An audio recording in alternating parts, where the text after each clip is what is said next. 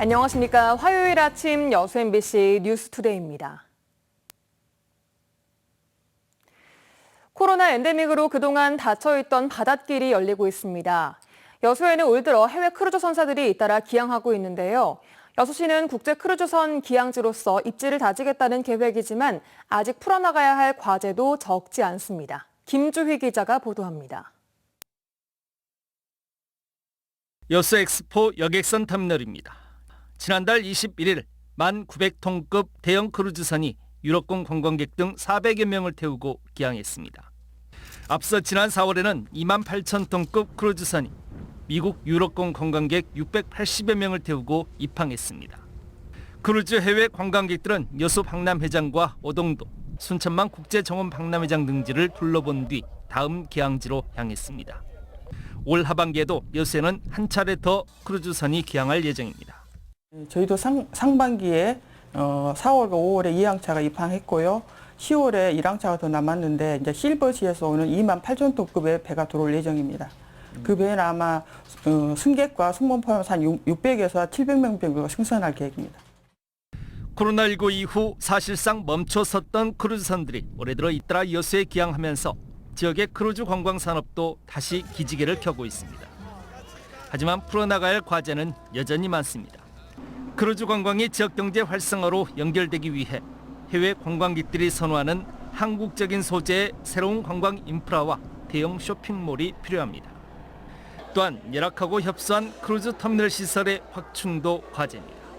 현재 여수항의 부두 수용 능력은 16만 8천 톤이지만 정작 터미널 시설은 크게 미치지 못하고 있습니다. 국내에서 유일하게 입출국 동선이 분리되지 않은 상태고 배합실마저 300여 명까지만 수용할 수 있을 정도로 협소해 관광객들이 몰려들면 역부족입니다. 입출항 심사국도 분리되지 않아서 크루즈 관광객들이 혼선을 야기시키고 있어서 그런 불만들이 표출되고 있는 시기입니다. 여수시에서는 빠른 시일 내에 정부에 강력히 요청을 해서 그런 시설들, 기반 시설들을 만들어내는 것이 크루즈 관광 활성화에 도움이 될 거라고 생각됩니다. 코로나19가 엔데믹 체제로 전환되면서 다시 활력을 되찾고 있는 여수시의 크루즈 관광 산업. 이제는 근본적이고 거시적인 안목에서 크루즈 관광 활성화를 위한 고민과 노력들이 필요해 보입니다. MBC 뉴스 김주입니다. 올해 여수 광양항의 누적 물동량이 증가세로 돌아섰습니다. 여수광양 항만공사에 따르면 올해 1월부터 3월까지 여수 광양항의 물동량은 지난해보다 1.5% 감소했지만 4월에 전년 대비 10% 이상 늘면서 누적 물동량은 9,100만 톤으로 지난해보다 1.05%가 증가했습니다. 다만 총 물동량의 10%가량을 차지하고 있는 컨테이너 물동량은 부정기성과 환적 과물 감소의 영향으로 지난해보다 16.8% 줄어든 것으로 분석됐습니다. 어제는 환경보호를 장려하기 위해 유엔이 정한 세계 환경의 날이었습니다. 환경의 날을 맞아 앞으로 나흘에 걸쳐 폐기물 불법 반입 의혹과 실태, 대책에 대한 기획 보도를 준비했습니다. 오늘은 그 첫 순서로 인근 광양과 순천 지역의 생활 폐기물을 여수로 불법 반입하고 있는 실태를 김단비 기자가 보도합니다. 광양의 한 폐기물 수집 운반 업체입니다. 업체 내에 쌓인 공사장 생활 폐기물을 분리 선별하는 작업이 한창입니다. 집게차가 작업을 하기도 하고 직원이 손수 선별하기도 합니다. 수집한 폐기물을 폐기물 처리장이 아닌 중간에 다른 곳에 내려 분리 선별하는 것은 엄연한 불법 행위입니다. 그래서 이 승인을 안 받은 행위가 이제 위법이 될 수가 있고요. 그리고 또 이 임시보관장에서는 어떤 선별의 행위는 금지되어 있습니다. 이렇게 선별한 폐기물은 여수 만흥 위생 매립장으로 향합니다. 이른 새벽 여수 폐기물 수집 운반업체가 광양에서 폐기물을 싣고 매립장으로 이동한 겁니다. 타 지역 쓰레기를 여수 매립장으로 반입하는 것 역시 위법 행위. 여수시 조례에는 매립장에 반입할 수 있는 폐기물을 여수에서 발생한 것에 한정하고 있습니다.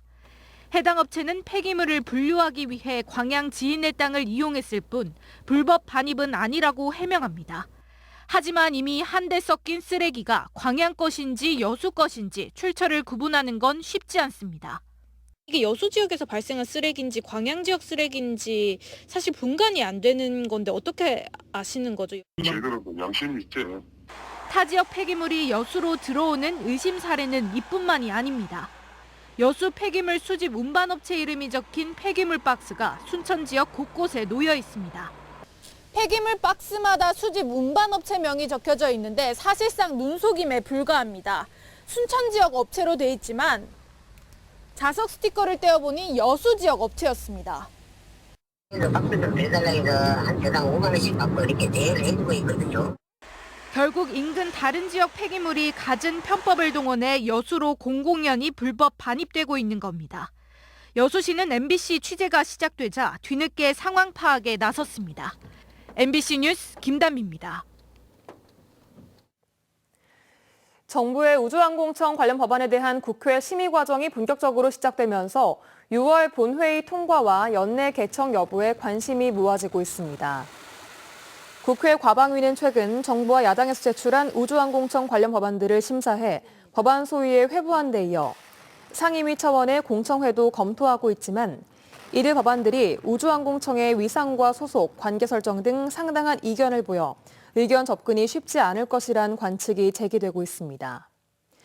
또 최근 항우연 노조에서도 과기정통부 산하 외청 설립에 반대한다며 대통령 직속기구로 만들어져야 국가 차원의 우주 전략을 관장할 수 있다고 주장해 국회 심사 과정에서 적지 않은 진통이 예상됩니다. 광양시가 건립한 수산물 유통센터가 준공된 지 1년이 넘도록 빈 건물로 남아 있습니다. 우여곡절 끝에 사업자를 찾은 도매시장은 오는 9월 문을 열 예정이지만 식당을 포함한 편의시설은 사용자를 구하지 못해 난항을 겪고 있습니다. 문형철 기자입니다. 사업비 222억 원을 들여 지난해 5월 준공한 광양수산물 유통센터입니다. 건물이 지어진 이후 수개월 동안 1층에 들어설 수산물 도매시장의 운영 사업자를 찾지 못하다 우여곡절 끝에 올해 1월에야 사업자를 구했습니다. 현재 내부 설계 작업이 진행되고 있고 다음 달부터 공사를 시작해 9월쯤 공식적으로 문을 열 예정입니다. 한 8월 말이나 정도에 한번 가오픈식으로 해가지고 시범 운영을 한번 할 계획입니다. 정식 오픈은 이제 9월 중에 지금 생각하고 있습니다. 하지만 나머지 공간들은 주인을 찾지 못하고 있습니다. 건물 1층부터 4층까지 계획된 편의시설은 식당 5곳을 포함해 모두 7곳. 수산물 도매시장 운영 사업자가 결정된 올해 1월부터 광양시는 편의시설 사용자 모집 절차에 들어갔지만 5차 공고까지 입찰에 참여한 사람은 단 한 명도 없었습니다. 사용료를 처음보다 40%나 낮췄던 지난달 6차 공고에서는 한 명이 편의점 입찰에 참여했는데 공간이 좁다는 이유로 계약을 하지 않아 여전히 비어있는 상태로 남아 있습니다.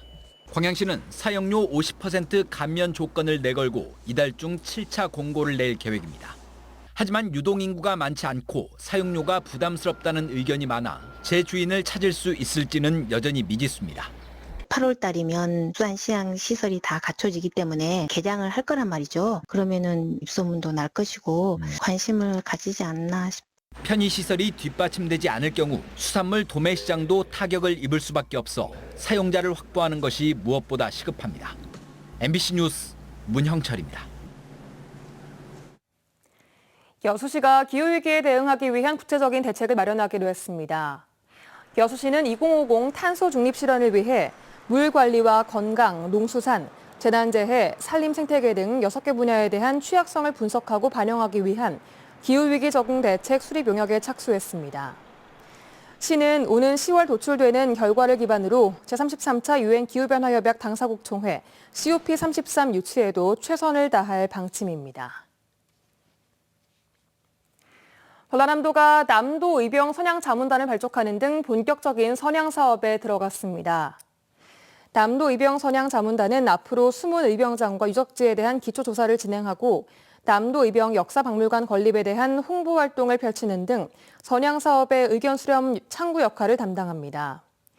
남도 의병 역사박물관은 2025년 6월 1일 개관할 예정입니다. 무섭게 오르고 있는 물가에 요즘 1,000원 가지고 할 수 있는 일은 그리 많지 않은데요. 1,000원만 내면 한 끼를 배부르게 그것도 건강하게 먹을 수 있는 곳이 있습니다. 더욱이 밥값은 주인장이 아닌 지역의 소외된 이웃들을 위해 쓰인다고 하는데요. 매주 월요일에 특별한 밥상 주현정 기자가 다녀왔습니다. 여린 상추잎에 양념을 넣어 조물조물 뚝딱 봄나물 하나가 버무려집니다. 시래기 듬뿍 구수한 톳된장으로 끓여낸 국도 보글보글 완성됐습니다. 콩밥에 호박, 죽순나물 젓갈까지 10수가지 건강 반찬으로 채워진 이 한상 차림의 가격은 단돈 1,000원. 문이 열리자 금세 자리가 찹니다. 먹겠습니다. 네, 감사합니다. 맛있게 드세요. 네. 지난해 유방암 완치 판정을 받은 식당 주인 최선희 씨는 병만 낫게 해준다면 더 많이 나누겠다는 다짐을 이 1,000원 밥상으로 실천하고 있습니다. 일주일에 딱 하루 쉬는 월요일이지만 건강을 회복하며 덤으로 얻은 인생, 여력이 될 때까지 쉼 대신 봉사할 예정입니다. 또 몸이 한번 크게 아팠기 때문에 이제 치유가 좀 됐고 그래서 꼭 한 번은 제가 어려운 또 우리 코로나를 많이 국민들께서도 많이 이겨내고 그러셔서 음식은 사람으로서 1,000원 밥상이 의미 있는 데는 단순히 저렴해서가 아닙니다. 손님들이 낸 밥값은 모두 광주재능기부센터를 통해 지역에 소외된 이웃 돕기에 쓰입니다. 그간 7번의 1,000원 밥상을 다녀간 이들은 900여 명. 대부분 주인장과 같은 마음입니다.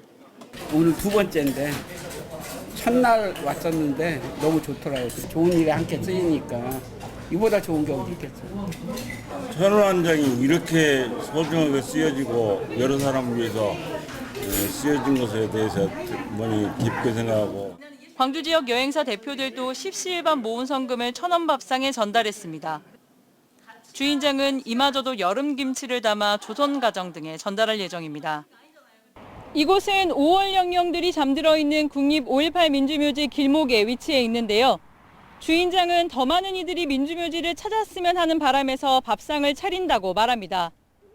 항상 뭔 생각을 했냐면 그냥 5.18 국립묘지가 있어가지고 참배를 좀 하시러 오신 분들이 좀 많았으면 좋겠다. 많이들 드시고 마음이 더 몇 배로 좀 행복해서 좀 울퉁불퉁한 그런 생각 없이 1,000원 한 장으로 얻을 수 있는 행복이 많다는 이야기를 전하고 싶다는 주인장.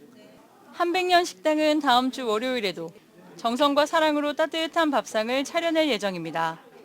MBC 뉴스 주현정입니다. 제68회 현충일을 맞아 오늘 오전 10시 전남 전역에 현충일 묵념 사이렌이 울립니다.